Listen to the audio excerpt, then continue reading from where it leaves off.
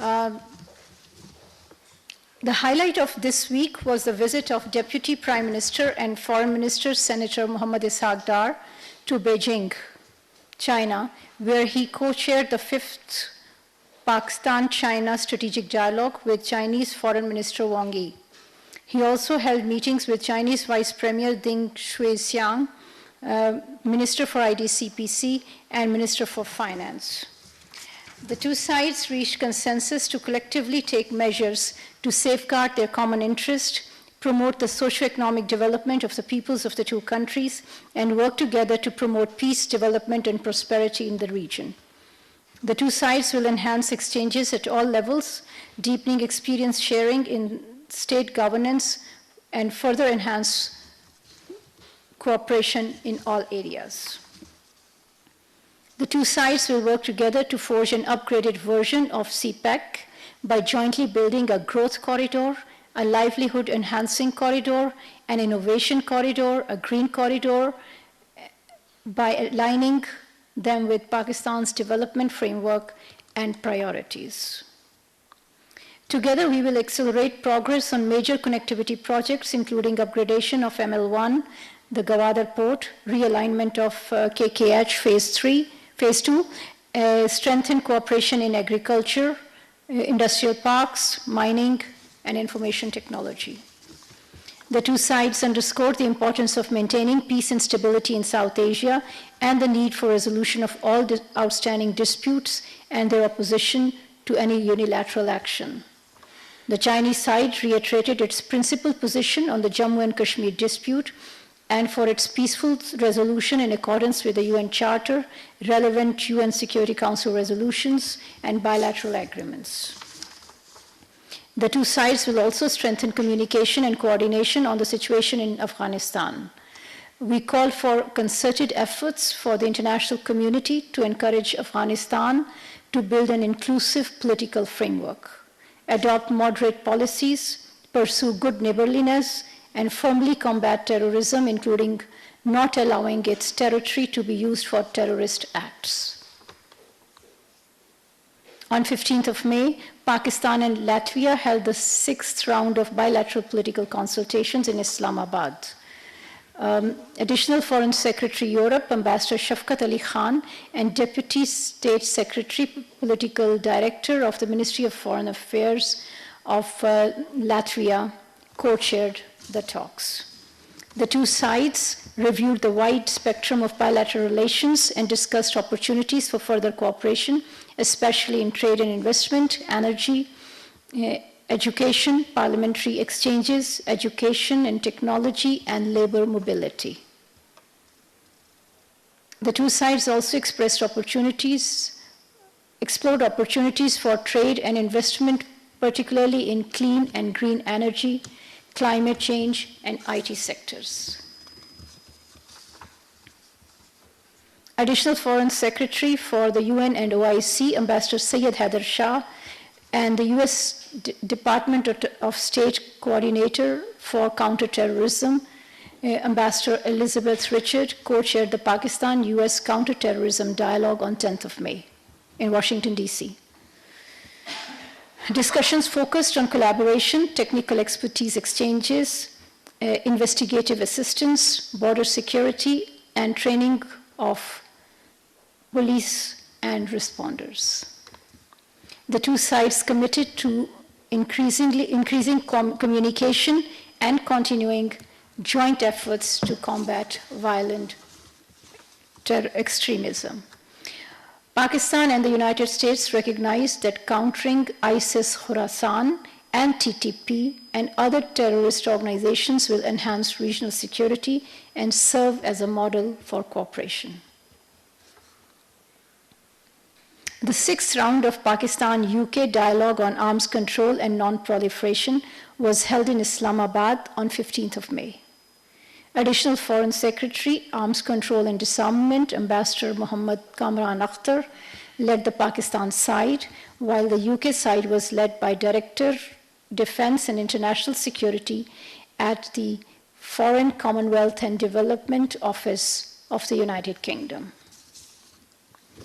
A broad spectrum of topics relating to arms control, disarmament, and non-proliferation came under discussion. The two sides also shared their perspectives on issues concerning global and regional security and new and emerging technologies, including the military use of artificial intelligence and the peaceful applications of nuclear technology. Pakistan supports the historic call by the UN General Assembly made at the 10th Emergency Special Session to admit the State of Palestine to the United Nations as a full member. The resolution determined that the State of Palestine is qualified for membership of the United Nations and recommended the Security Council to consider the matter favorably. The UN General Assembly has thus provided another opportunity to the UN Security Council to lift its objection on Palestine's admission to the United Nations and restore the credibility of the assurances that have been given in support of the two-state solution. The adoption of this resolution is a partial yet vital step towards addressing the historic injustice against the people of Palestine.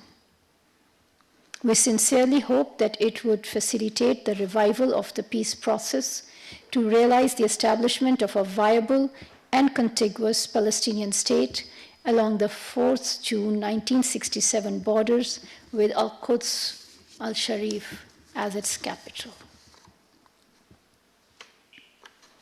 Earlier this week, the International Day of Families was observed. In that respect, we express our solidarity with the Kashmiri families that remain divided and continue to suffer because of Indian occupation and oppression for the last several decades. The estimated number of widowed women and orphan children exceeds 22,000 and 107,000 respectively. There are thousands of half-widows waiting for the return of their husbands who have been presumably killed by the Indian forces. The plight of families of the victims of enforced disappearances is equally lamentable. The root causes of these disturbing statistics is India's ruthless suppression of the people of IIOJK. India must allow the people of Jammu and Kashmir to freely realize their right to self-determination as enshrined in the relevant UN Security Council resolutions. I have a few announcements. At the invitation of his Kazakh counterpart, the Deputy Prime Minister and Foreign Minister of Pakistan, Senator Muhammad Ishaq Dar, will lead the Pakistan delegation to the regular meeting of SCO Council of Foreign Ministers being held from 20th to 21st of May in Astana, Kazakhstan. Senator Dar will also hold bilateral meetings with his counterparts on the sidelines of the CFM meeting. The Minister of Foreign Affairs of the Republic of Turkey will undertake his first bilateral visit to Pakistan from 19th of May to 20th of May. He will hold delegation-level talks with Deputy Prime Minister and Minister of State for Foreign Affairs, Minister for Foreign Affairs, Muhammad Ishaq Dar. They will review the state of bilateral cooperation and take stock of preparations for the upcoming 7th session of High-Level Strategic Coordination Council between Pakistan and Turkey.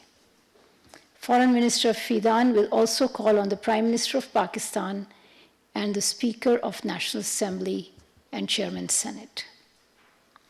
The visit of Foreign Minister Fidan is part of regular high-level exchanges between the two brotherly countries and will serve to further consolidate bilateral cooperation.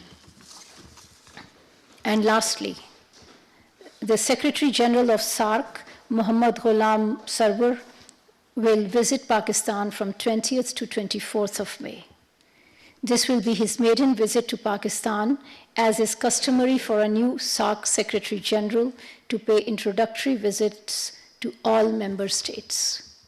The visiting dignitary will call on senior leadership of Pakistan and interact with intelligentsia and business community. He is also scheduled to visit the SAARC bodies based in Islamabad. As a founding member, Pakistan attaches great importance to SAARC and remains committed to the principles and objectives of its charter. I thank you.